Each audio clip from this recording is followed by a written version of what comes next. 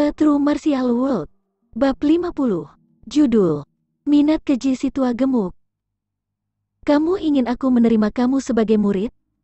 Mengedipkan matanya, saat tetua gendut itu menyeka tatapan hipinya, mengubahnya menjadi yang memberikan tekanan. Yi Yun menahan napas dan menatap mata tetua gemuk itu, dan berkata perlahan sambil menggelengkan kepalanya, "Kamu bertanya apakah aku ingin dianggap sebagai muridmu? Itu tidak ada gunanya karena keputusan tidak dibuat olehku. Keinginan aku tidak penting. Jika kamu ingin menerima murid, aku yakin banyak elit akan datang, mengizinkan kamu untuk memilih. Bahkan jika mereka memohon padamu dengan berlutut, itu akan sia-sia." Oh, penatua gemuk itu terkejut dengan kata-kata Yi Yun sekali lagi.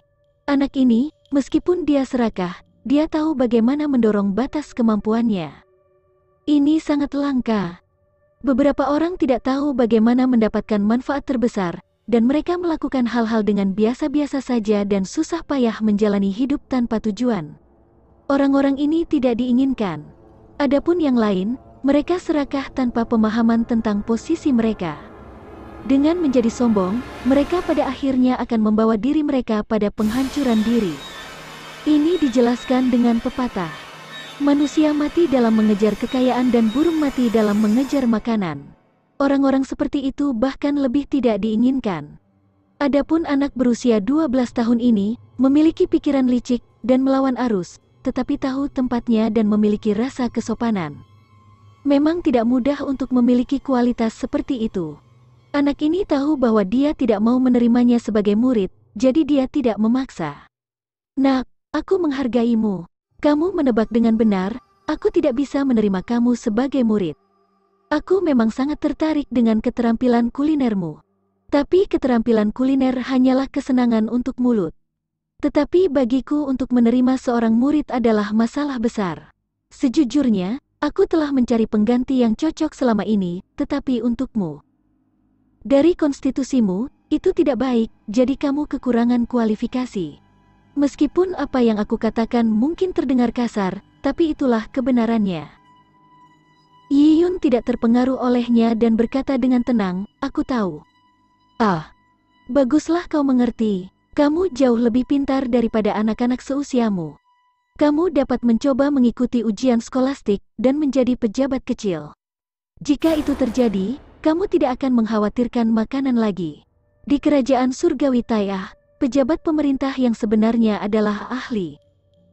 Karena kerajaan surgawi Tai'ah berada di bawah yurisdiksi militer, baik itu hakim umum atau distrik, paling tidak mereka semua adalah seniman bela diri. Mereka yang bisa belajar, tetapi tidak melakukan seni bela diri, paling banyak bisa menjadi penasihat atau pejabat kecil seperti juru tulis." Melihat Yi Yun jelas tidak mendengarkan, tetua gemuk itu melanjutkan, "Adapun berlatih, pikiran bukanlah hal yang tidak penting, tetapi kuncinya adalah bakat seseorang. Di dunia di mana sumber daya sangat berharga, sumber daya seorang kultivator adalah berbagai harta karun dan relik tulang kuno. Dalam klan suku besar, relik tulang kuno terbatas, dan hanya yang paling berbakat yang akan diprioritaskan. Mereka yang memiliki bakat akan meningkat pesat dari menyerap relik tulang kuno, sedangkan bagi mereka yang tidak memiliki bakat, relik tulang yang sama hanya akan meningkatkan kekuatan mereka 1/10. Dan semakin jauh, semakin sulit untuk meningkatkan kekuatan seseorang. Pada saat itu, tidak ada keluarga yang mampu membelinya." Setelah mendengar kata-kata tua gemuk itu, Yi Yun memahaminya dengan tegas. Dia memiliki beberapa ide tentang masalah kultivasi dari Jiang Xiaoru, tetapi hanya setelah mendengarkan tetua ini, dia memahaminya dengan jelas. Dalam situasi dengan sumber daya yang terbatas, bakat memang penting. Lian Chengyu memiliki ambisi untuk menerobos ke ranah Purple Blood secara alami karena dia memiliki bakat. Jika dia tidak memiliki bakat, bahkan dengan seluruh gunung herbal klan Lian dan tulang-tulang kuno, Lian Chengyu tidak akan pernah bisa merambah ke wilayah alam Purple Blood. Yi Yun tahu kondisinya. Dia hanya remaja biasa. Dia adalah manusia biasa sampai ke tulang, dan tidak memiliki hubungan dengan keluarga bela diri, jadi bagaimana dia bisa memiliki bakat untuk berlatih seni bela diri?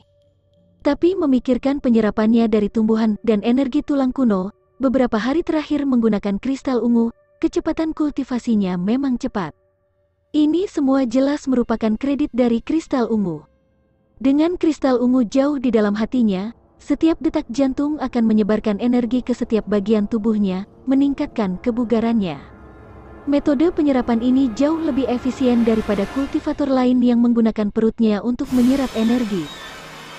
Setelah memahami ini, pikiran Yiyun menjadi lebih jelas saat dia mengangkat kepalanya melihat sesepuh gemuk berkata, "Aku tidak perlu diterima oleh kamu sebagai murid." Karena dia sudah menunjukkan posisinya, Yiyun tidak ingin memaksa. Sebenarnya, bahkan jika orang tua itu ingin menerima Yiyun sebagai murid, Yiyun harus berpikir dengan sangat hati-hati. Bagaimanapun, tubuhnya memiliki rahasia besar. Jika dia tidak dengan hati-hati memikirkan karakteristik khusus dari Purple Crystal Origins, tuannya mungkin akan menemukan rahasianya dan konsekuensinya tidak akan terpikirkan. Yang aku inginkan dari Master adalah obat ajaib.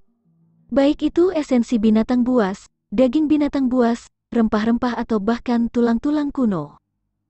Setelah mendengar kata-kata itu, tetua gemuk itu tertawa, "Kamu pasti tahu bagaimana menempuh jarak 1 mil dari 1 inci.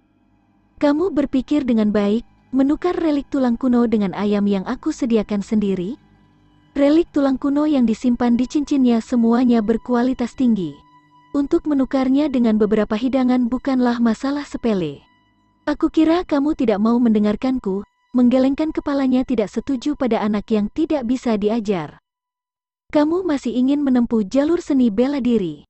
Tidak mudah mendapatkannya dengan mencapai kondisi tubuh temperet, tetapi kamu tidak pernah memiliki kultivasi seni bela diri yang tepat. Apakah kamu tahu teknik kultivasi?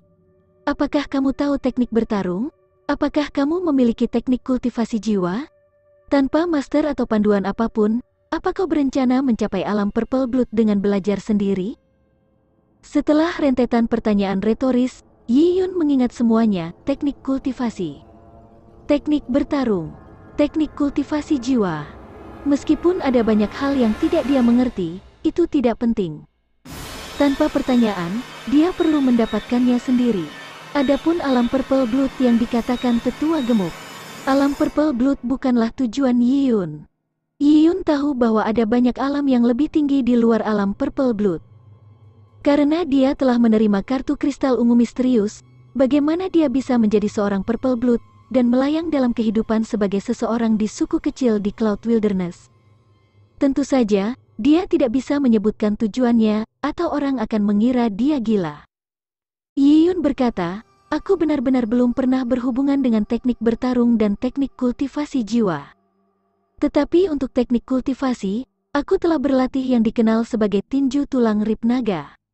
Tinju tulang rusuk naga." Kilatan kejutan di wajah tetua gemuk itu. "Kamu benar-benar tahu teknik tinju ini?" Tinju tulang harimau rib naga ini dianggap sebagai teknik kultivasi teratas dari kerajaan surgawi Tai'ah. Bahkan bagiku, aku pikir ada banyak manfaat dari rangkaian teknik ini. Ini klasik. Jika demikian, kamu memiliki seorang guru yang mengajari kamu ini? Meskipun Dragon Rib Tiger Bonefist telah dibuka untuk umum oleh Tai'ah Divine Kerajaan, jarang sekali seorang anak malang di Cloud Wilderness bisa mempelajarinya. Tetua gemuk terkejut mengetahui bahwa Yiyun tahu sedikit tentang tinju tulang naga Rib Tiger. "Aku tidak punya master. Aku diam-diam mempelajarinya ketika orang-orang di suku itu mempraktikannya." Diam-diam belajar, menggelengkan kepala tetua gemuk itu. Dragon Rib Tiger Bonefist mungkin menjadi fondasinya, tetapi itu tidak mudah. Dari ketiadaan pondasi, bagaimana mungkin anak ini bisa belajar apapun walaupun diajarkan dengan baik, apalagi mempelajarinya secara diam-diam? Belajar secara diam-diam setara dengan meniru. Sulit untuk memahami poin-poin penting. Selain itu, guru yang baik macam apa yang akan ada di desa terpencil di Cloud Wilderness? Orang yang mengajari anak ini teknik itu mungkin hanya seorang yang suka bereksperimen. Seberapa bagus tinju tulang harimau rusuk naga miliknya? Seorang master yang biasa-biasa saja, dan dengan anak itu diam-diam belajar, dia pasti telah mempelajari beberapa trik dangkal dan berpikir dia baik. Itu bukan kasus tetua gemuk yang memandang rendah orang-orang di Cloud Wilderness, tetapi orang-orang dari Cloud Wilderness memiliki pengetahuan yang terbatas. Mereka tidak tahu seberapa besar dunia luar atau berapa banyak ahli yang ada di sana. Dragon Rip Tiger Bonefish bisa dipelajari secara diam-diam. Apakah kamu tahu tendon seperti tali busur? Apakah kamu tahu Thunder Within Bones? Bisakah kamu mengeluarkan getaran? Tanya si tua gemuk. Mereka yang telah mempelajari dasar-dasar seni bela diri dapat dengan mudah menampilkan tinju tulang rib tiges naga, tetapi mereka semua tidak berguna. Mereka tidak tahu inti dari tinju tulang rib naga. Yi Yun menangkupkan tangannya sambil berkata, "Aku kurang tapi aku tahu satu atau dua hal tentang tendon seperti tali busur dan petir di tulang." Guntur terjadi di 9 awan. Kejutan busur tetes kawanan adalah hasil kunci dari set naga rib tulang-tulang harimau. Jadi bagaimana bisa Yi Yun tidak tahu? Dia sudah bisa membuat suara gertakan di urat dagingnya, menakuti burung-burung di hutan sebelum mencapai alam meridian. Sekarang dia telah benar-benar membuka meridiannya, rendu air mainnya terbuka, dan dia memiliki tubuh temperet. Yi Yun merasakan energi di dalam dirinya mencemari seperti gelombang laut. Jika bukan karena kemunculan mendadak penatua gemuk dan gadis berkulit putih, Yi Yun akan melakukan putaran tinju tulang rib naga untuk melihat kemajuan kultivasinya. Haha, betapa baiknya mengetahui satu atau dua hal. Penatua gemuk itu jelas tidak yakin dengan prestasi Yi Yun. Sejak kamu mengatakan itu, aku ingin melihat seperti apa Thunder Within Bones yang telah kamu capai. Saat tetua gemuk itu tertawa, dia tiba-tiba tertarik ingin memberi pelajaran pada Yi Yun. Dia menoleh dan berkata kepada Lin Xingtong, "Xingtong, selama tur ke kerajaan surgawi Tai'ah ini, aku memberimu tinju tulang harimau rib naga untuk kamu lihat dengan kasar, bukan? Untuk teknik kultivasi ini, aku kira kamu juga telah berlatih dengan santai selama sekitar setengah bulan. Meskipun kamu tidak bekerja keras, pasti ada beberapa pencapaian kecil. Mengapa kamu tidak berdebat dengan anak ini dan memberinya beberapa petunjuk? Benar, kamu juga harus menekan levelmu. Turunkan ke tingkat ketiga Mortal Blood, Thunderous akan melakukannya. Jangan sakiti anak ini."